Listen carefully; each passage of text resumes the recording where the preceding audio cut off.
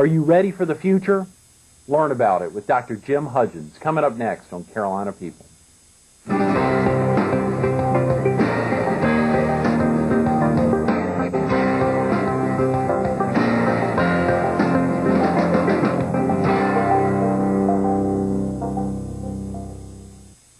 Good morning. Welcome to Carolina People. This morning we're on the main campus of Florence Darlington Technical College, and we're visiting with Dr. Jim Hudgins, the Executive Director for the South Carolina State Board for Technical and Comprehensive Education, which oversees the 16 technical colleges here in the state. Jim, thanks so much for being with us this morning. Incredible opportunity to highlight so much of what's going on throughout the state, a man who travels all over the state. You're based where? In Columbia. You're based in Columbia, a central point for traveling all over the state to visit 16 separate schools. That's a huge commitment. What a great experience. Golly. To see the good the colleges do and meet the local needs of communities, see the faces of students whose lives are being transformed by their experience at the technical college. Mm-hmm. You know, back in late March and in early April, a couple weeks ago, we aired a week. And obviously you came in to help kick off the week on the technical college system, or the 5 schools within our viewing area, which was truly a treat to get folks in. Dan Gray, as you know, had helped put that idea together, put it in my head back in January. But the week was truly a success, and I learned so much. That's why it was so exciting to try to get you back in to talk about so many other things that are going on within the system. Obviously, the lottery is a big issue, and we want to spend the second half of the interview to talk to you about what's going on within the South Carolina Lottery. But real quick, for viewers who may have missed you back on that Monday, tell them a little bit about yourself. Are you originally from the area? No, I'm originally from Atlanta, but I've been in South Carolina for 38 years, so I consider South Carolina home, and have spent my entire career in the South Carolina Technical College system. So I've grown up with it and have seen it as a very small, burgeoning institution to one that now covers the state of South Carolina. And the system kicked off in 1961. 61 under the governorship of Fritz Hollins. Okay, great. So you have been almost the entire tenure. Yes. Is there anyone, can you think, are there any names of anyone who's been around, not to make it feel like you're senior, but I mean, is there anyone who's been around as long as you? Well, there are 2 others. Tom Barton is the original president at Greenville, and Lex Walters was perhaps the second or third hire at Piedmont, where I began my work with him. And I'm probably the 3rd senior now. That's amazing. So we're hiring a new crop of leaders for the future, and we've got some fine new presidents. You met some of them in those interviews. Absolutely. And we kicked off this morning, and we kicked off much of that week talking about, are you ready for the future? And the future is really upon so many of the folks within the state who have recognized the value of technical college education. Well, one of our colleges has a slogan, the future is now, and the challenge is to get ready for that future by education, because by all measures and almost anyone's estimate you want to make of the future, one's future success can be measured directly by their knowledge and ability to work in an advanced technology world. Yes. 38 years within the system. How about taking on the position as Executive Director of the State Board? When did that take effect? That took place 4 years ago. Okay. And I wouldn't do that over being a college president, where you could just be there where the action is and really be involved with the students. But this is a chance, after experiencing several colleges, to hopefully create more synergy among our 16 as we work together around a lot of issues, like getting our programs online through Tech Online, a new almost 17th college in which we can deliver our education by way of the internet and distance delivery. And Jim, that must have been such a big transition, being the big fish in a pond, to going to a location where you're traveling all over the state. What was that like, transferring the position from a president of a technical college, or a series of locations, actually taking on a role where you were interfacing not only with those 16 presidents throughout the state, but also with multitude of businesses? Well, hopefully the experience in a lot of places gives you the basis to be able to negotiate and in many cases compromise and reach the best decision as you work for the good of the system. And I've known the presidents to the point that I hope that I've built a measure of trust among them, that we can work together as a team. And through the strength in numbers in a political process, I think we're able to accomplish much more together. Mm-hmm. The board, you said, was founded in '61. What was the primary mission? Well, the mission then and now is educational development, or you might even say economic development for South Carolina. That is, preparing people for jobs and careers in South Carolina. How about the impact, as you mentioned, as you say those words, the impact of technical colleges on the economy or the workforce in general? Well, the impact is seen in two ways. It's the number of people we're reaching now. I mean, we had zero enrollment in 1961. Today, we touch about 93,000 credit students and another 131 through continuing ed. So, that makes up a huge percentage of South Carolina population. But there's a reason for that, and that is that over the 40 years, the nature of the job market has changed to where back in 61, you basically needed a bachelor's degree or a little on-the-job training. Now the labor force statistics and recommendations suggest that about 65% of the future workforce, that's when we talk about the futures now, is going to require the kind of education that you can get at a South Carolina Technical College, which we usually define as an associate degree. That associate degree for some can be translated on into a bachelor's degree if they choose to transfer on and to advance to a higher degree level. Jim, I was so excited when I visited the South Carolina Technical College website, the state website, and they lay out a litany of questions, just simple, the basic fun facts that you need to know. Obviously, there are a ton of facts, but some of the basic questions, one of the questions was, I'm sure a lot of folks checking out the site or viewers would be interested in the differences between, if there are any, a 4-year institution and a 2-year technical college. And the answer, and I don't know who came up with that, it was a great answer, there really is none.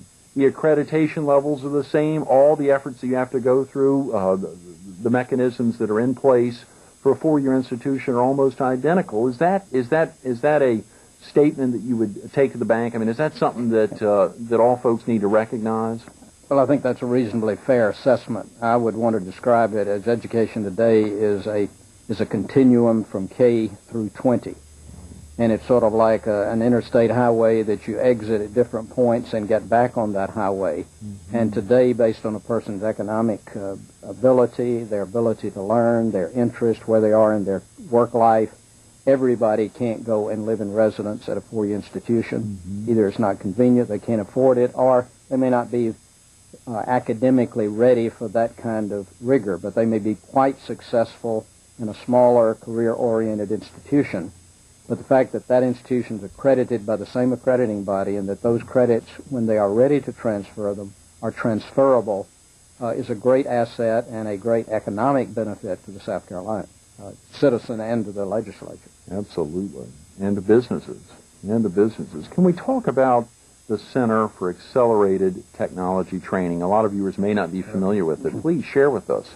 Well, that was the original concept that Fritz Hollings had, and that was, can you in South Carolina, he asked us once, us being the technical college system once it was formed, could you not meet with a company and custom design a training program using motivated South Carolina workers and get them ready in a focused program in a short period of time to be able to help start up a plant successfully?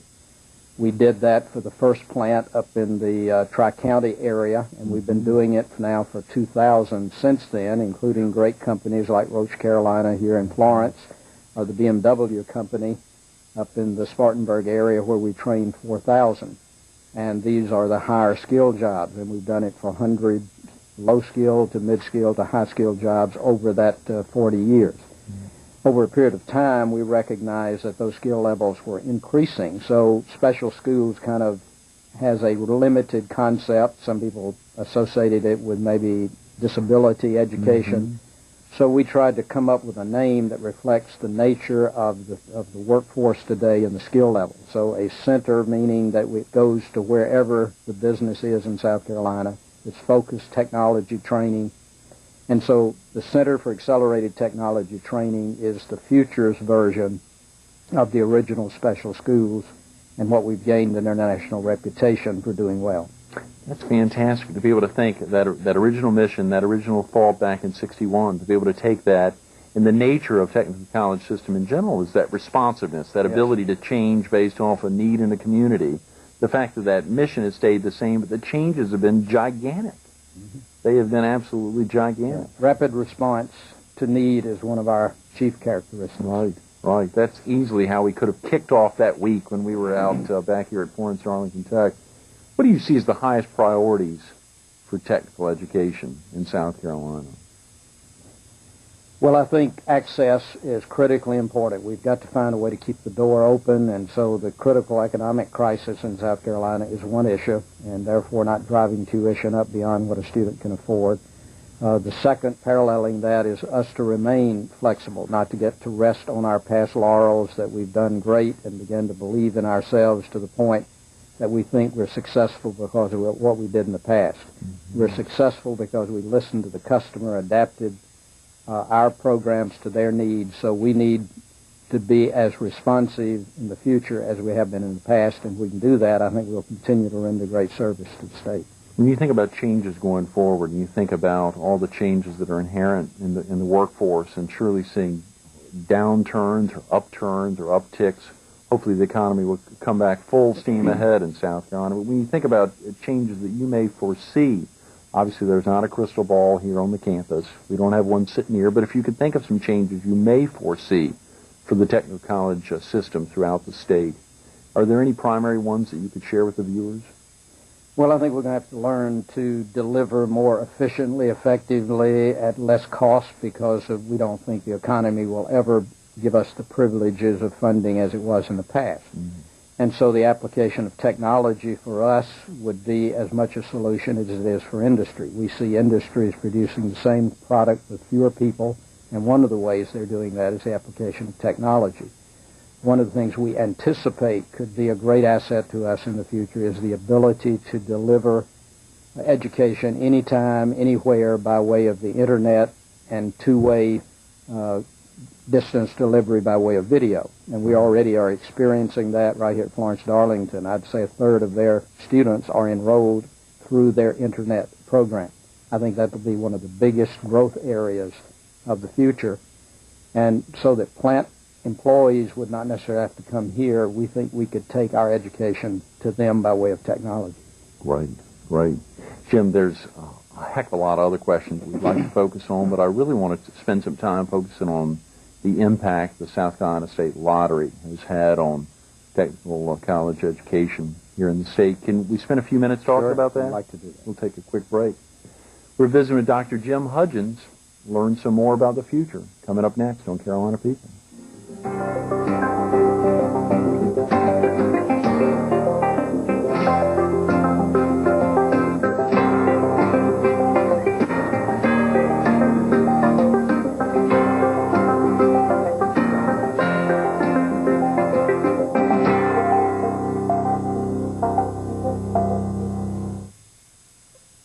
We're visiting with Dr. Jim Hudgins. We're getting ready to talk a little bit about the South Carolina State Lottery. Jim, thanks so much for being with us this morning. It's so great being on the Florence Darlington Technical College campus, thinking outdoors around us this morning. There's so much going on. And that a beautiful fountain. It is.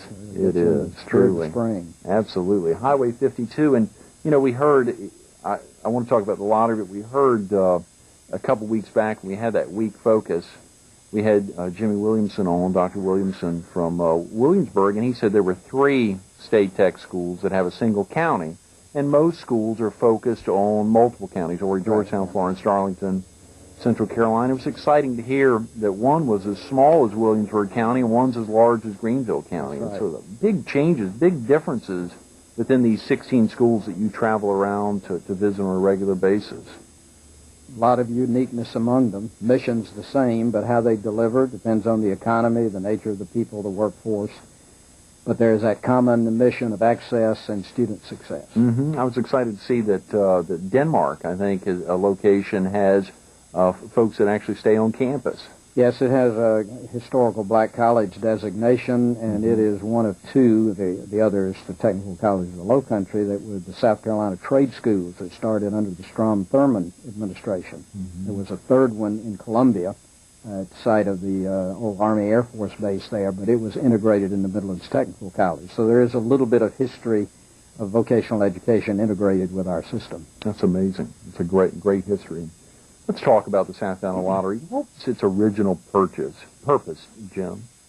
Well, Governor Hudgins proposed to the people of South Carolina that they vote on an educational lottery, And he defined education principally as money for scholarships that would allow an increased number of students to gain access to post-secondary education. In fact, he specifically wished that the technical college, or 2-year, not just technical, 2-year regionals of the university, that the first 2 years of college could be, quote, free. That is, they would have the same access, South Carolinians would, to post-high school as they do to high school education. That was not achieved, but that was the essence on which the lottery passed, was scholarships for access. You say it was not achieved. Well, the lottery passed, but when the legislature defined the parameters, it did not define the lottery in law before the people voted. So all they had was the governor's concept, who advocated the lottery. Then the legislature had to shape that into specific legislation. So the final result was principally focused on scholarship assistance. And for the technical colleges, it became an idea of about 75%. And the view was, of some people, which we do not disagree, that a student ought to pay some portion of it because it gives them an investment in their future. Absolutely. So there are 2-year schools within South Carolina, colleges, other than the technical college system. Is that correct? There are 5 within the USC regional campuses. They're all very small institutions, with the exception of Sumter, which isn't large, but about 1,000 students. But the others are 300 and 400 students at Salkehatchie. But they are principally just the first 2 years. You're able to get the first 2 years of a baccalaureate degree. Okay. But they do get the scholarship money in the same way that technical colleges do. Okay, that's good to know. How much money has been raised for higher education through the lottery? I'm giving you approximate figures, but the amount of money raised this year, or the amount of money that has been authorized to be expended, was around $165 million. Now, a lot more money is raised in the lottery, but when you take the net profits available to be distributed to education, it was about $165 million. Okay. And how is that $165 million being used? And without giving you every one of them, I'll give you the key ones related to the original purpose as it relates to access and education. They funded the endowed chairs, which is an educational project, though not scholarships, and that is $30 million in order to create these centers of excellence to help us build for the future. A second was to fully fund the Palmetto scholarships, which are the most advanced merit achievers in South Carolina. The third tier was the Life Scholars, which are essentially SATs of about 1,100, the very best students under the Palmetto. The fourth was the Technical College Assistance Program, which is unique in America, that we may talk about in a moment. And then there was a small amount of money for needs-based and for, a small amount of money for K through 12 was included. That was the original focus. And I'm glad you mentioned that, the South Carolina Technical College System's tuition assistance program. That's surely something that a lot of folks would like to know about. Well, it's, first of all, the way it's funded. The others, the Life Scholars and the Palmetto, is an entitlement. So every year they will get the $40 million because it's a guarantee to the student. For the technical college, the $34 million that was allocated to us last year is divided up based on the number of students you have, so it is a moving number. If you have fewer students, the students get more money. If the students increase, out of the same pool of money, you get less, so you adjust your amount every term, so it's rather complicated to administer. But on average, the student got about 75% of their full tuition. So, and we spent all $34 million this year between us and the 2-year campuses, so we will need at least at a minimum the $34 million next year. That amount served 18,000 students. What's unique about the South Carolina scholarship is that it is available to adults, where most scholarship programs are for people right out of high school. It's available for any age South Carolinian who takes 6 credit hours per semester and makes a successful grade, and who is enrolled in a credit or a certificate program. In other words, they're enrolled in something that is leading toward a career advancement. In most scholarship programs, you have to go full-time, and typically you're a young student just out of school, and it is totally based on merit. It is not a grade level. You have to be a student in good standing. You have to be accepted into your program and make good progress. But the argument is that there are many students who can do very well and will be your successful middle-class businessmen of the future who may not have an 1150 on the SAT. In other words, the others are totally merit-based. Ours is, in a sense, access-based to make sure that all South Carolinians who are essential to tomorrow's workforce have an opportunity to advance their education. You feel this has been working well, Jim? Well, the lottery is going very well, as long as the money holds up. We have served 18,000 students this year who have actually benefited from the lottery. But our figures would show that there are many more within the student population who would have been eligible had they fully learned about it and accessed it. So we expect that number to increase next year. I'll be surprised if it doesn't reach 25,000 students served. Wow. Well, that ties into a couple of good questions. How would a potential student go about qualifying, and how do they hear about the lottery's potential scholarships? Well, we've attempted through our media to get the message out, signs on campus, wherever we can, to convey to students this is an opportunity for you. You need to take advantage of it. Of course, they go to our registrar's office, to the student services area, and would apply. The very first step, based on the law, is that they must complete a federal financial aid form, because federal financial aid is available to all South Carolinians and Americans, because it's an entitlement if you meet the low-income standard. So you must first complete that, and many more people, because they have completed that form, have found out that they actually were eligible for Pell. Well, Pell will pay up to $3,000 a year if you qualify, so that's more than the lottery would provide. So we've rendered a service by helping students know they're qualified.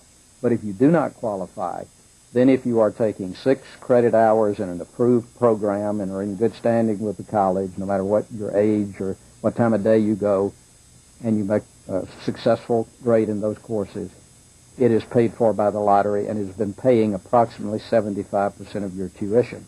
So it is a great opportunity, especially for adults who are working, who need to increase their skills, come back at night, take 2 credit courses, and to have 2/3 of it paid for by scholarship assistance. The great thing is you've got a maximum amount, I believe, semester-wise for the tuition, possibly. Right. And if you qualified for the Pell Grant, would you be qualified for those funds, whether or not whether or not the tuition was considerably less than the Pell funds, even prior to getting the potential lottery money? Well, Pell funds are intended for the low-income student to be comprehensive, that it pays for tuition, it'll pay for books, it also takes into consideration transportation needs or child care.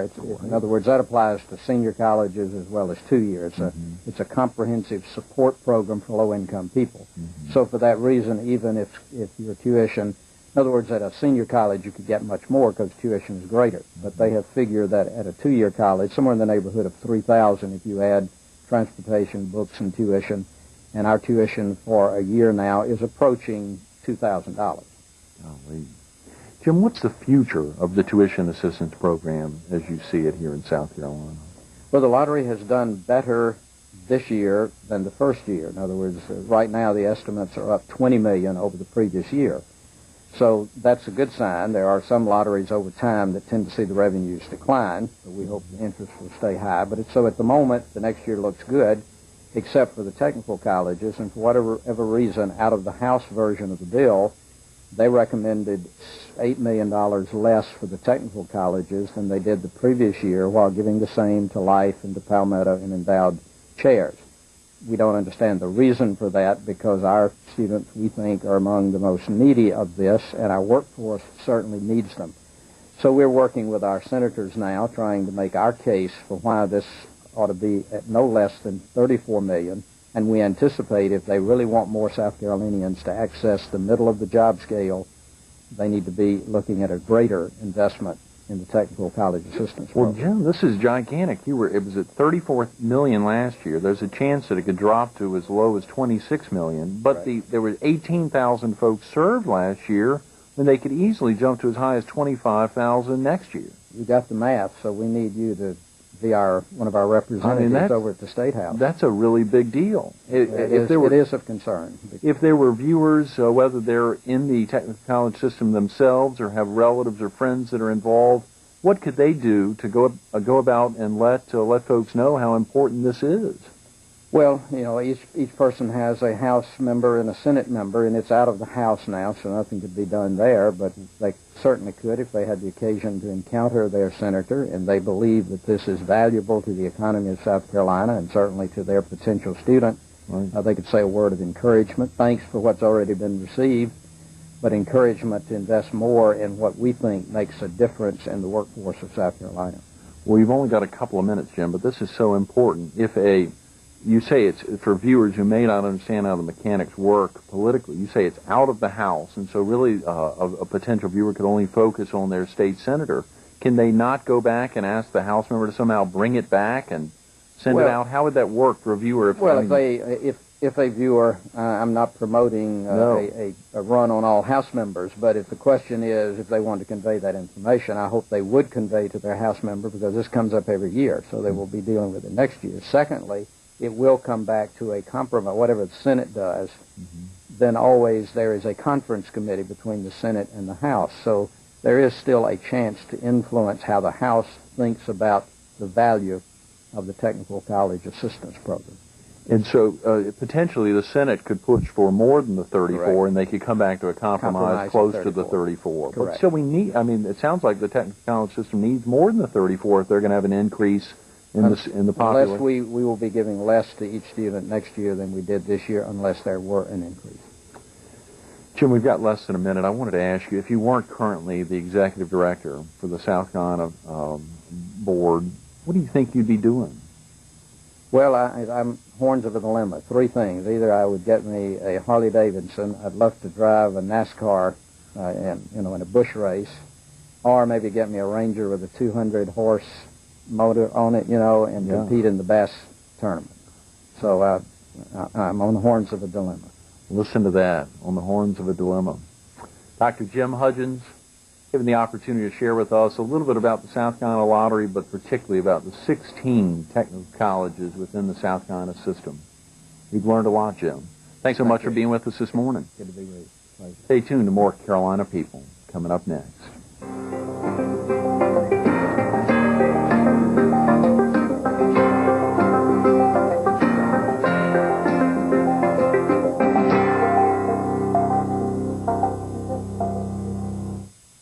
The question was, are you ready for the future? If you've been with us the last 30 minutes, you'll know there's at least one man who is. We want to thank Dr. Jim Hudgins for being with us this morning to take us into the future.